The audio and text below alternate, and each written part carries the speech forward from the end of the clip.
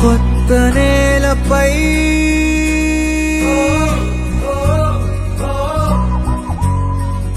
కాలి సంతకం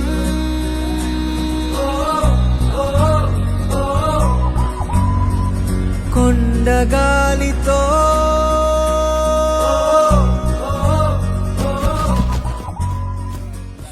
మనసులు అర్థం చేసుకునేందుకు ఇది మామూలు ప్రేమ కాదు. అగ్నిలాగా స్వచ్ఛమైనది. మకారమే ఈ లాలి పాటగా రాసేది హృదయమా, ఉమాదేవిగా శివుని అర్ధభాగమైనాలోన నిలువుమా. చలో